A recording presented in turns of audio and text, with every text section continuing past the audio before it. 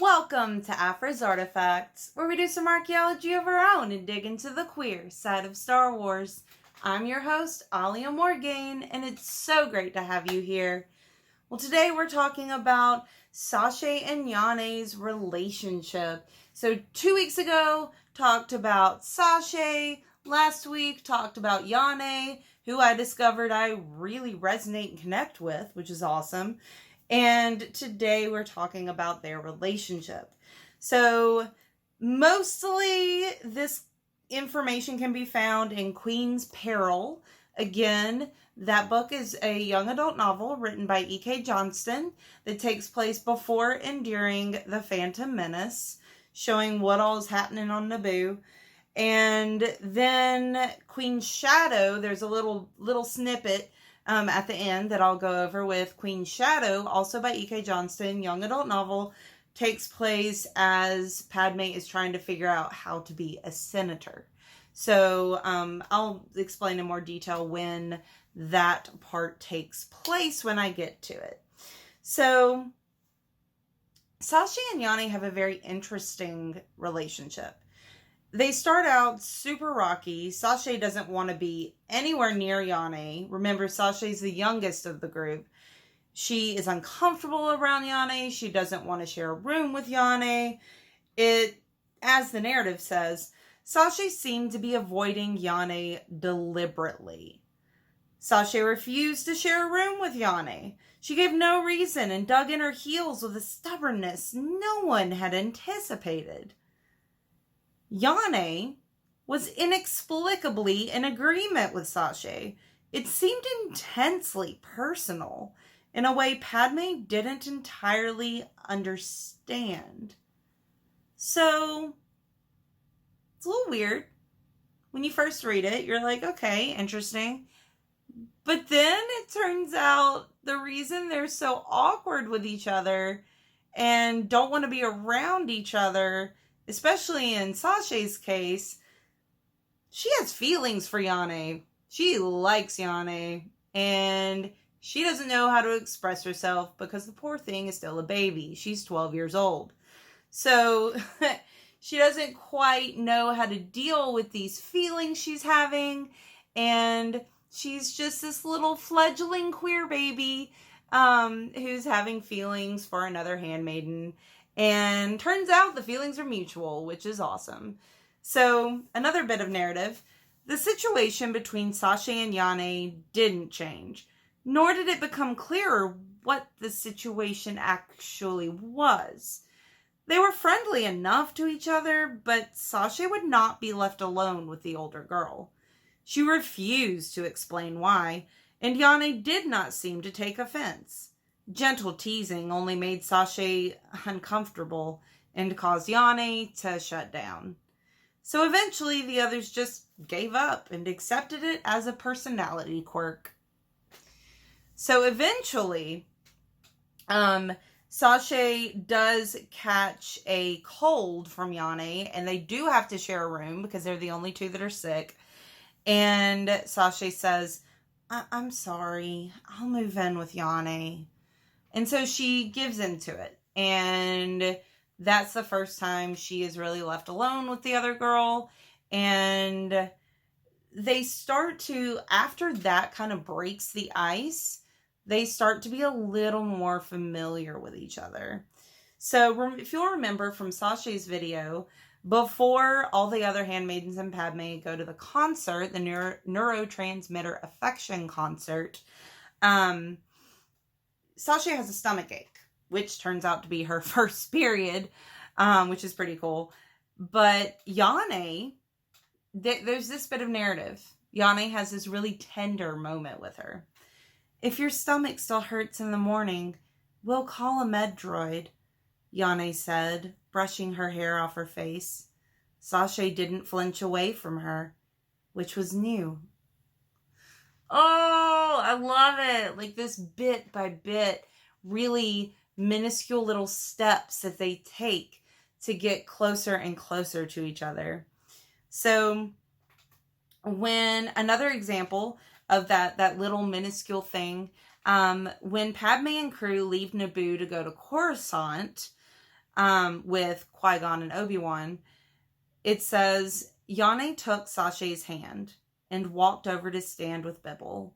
There wasn't even time for a proper goodbye.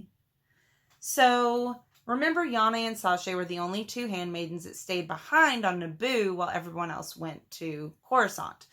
And the fact that Saché didn't flinch away when Yané took her hand is another huge step in them realizing how they feel about each other. And then they're under guard of the Trade Federation droid army. They're in Camp 4. And it says, Yané moved closer. And for the first time, Saché didn't care. She wasn't alone. And even if her feelings were complicated, at least they would have each other. No, I love it so much. Like, she's realizing that they both care for each other. And this next bit gets a little more intimate in the dialogue. So, Yané and Saché shared a cot in Camp 4 in one of the tents. Excuse me. And it says, I'm sorry, Yané said. I know this makes you uncomfortable. Saché hesitated. Then she bit her lip and kept going. I've never had to spend this much time with someone. I mean, I wanted to be professional. I understand completely, Yané told her. But it does feel good to finally talk about this in the open. I could have done without the invasion, Saché said. But yes. Oh, so she's around someone a whole bunch. She's constantly,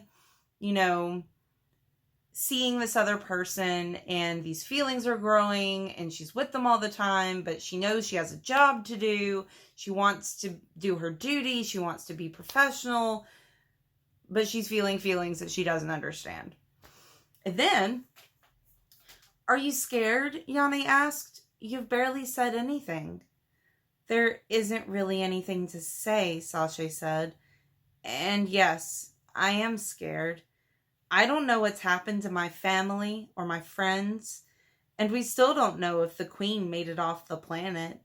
I just get quiet sometimes. That's all. I know, Yané said. It's one of the things I like about you. Saché blushed. In her 12 years, she had never talked so openly about her affections before. I know you like to keep your feelings to yourself, Yané said. We don't get a lot of privacy, and I respect yours. But I wanted you to know, I do like you. I like you too, Saché said. It's just so precious. Like, it's so innocent. It's, like I said, these budding queer babies. And it is, I love it. I think it's adorable. It's not the typical relationships that I super gush over that are like gung-ho, feisty lesbians. But still, these two characters are powerhouses in their own right, in different ways. But they definitely are. Check out the other two videos to learn more about what I mean. So then we have Saché being tortured, which I go into more detail about in her video. But here I want to talk about Yané's response to it.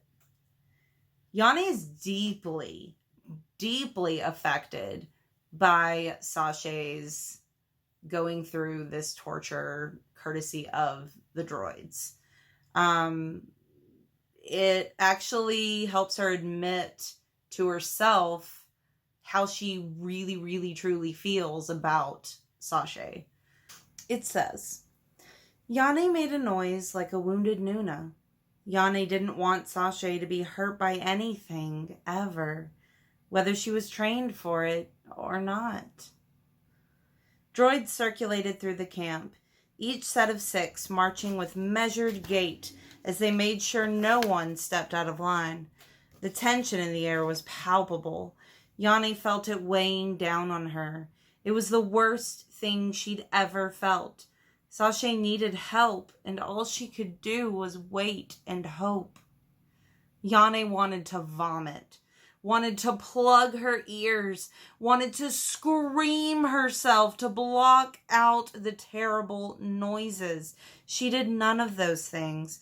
She could only bear witness to what Saché was doing. Meaning, she could only bear witness to Saché's bravery. That woman she may be 12, but her bravery and courage is off the friggin' charts. So then at one point, Captain Panaka wants to race in to save Saché, but Yané very intelligently says, if she's still screaming, then she hasn't given them what they want. Yané's eyes ran with tears. She loved Saché. Oh. And couldn't help her fight the pain. She is fighting so hard to keep our secrets, and so far she is winning.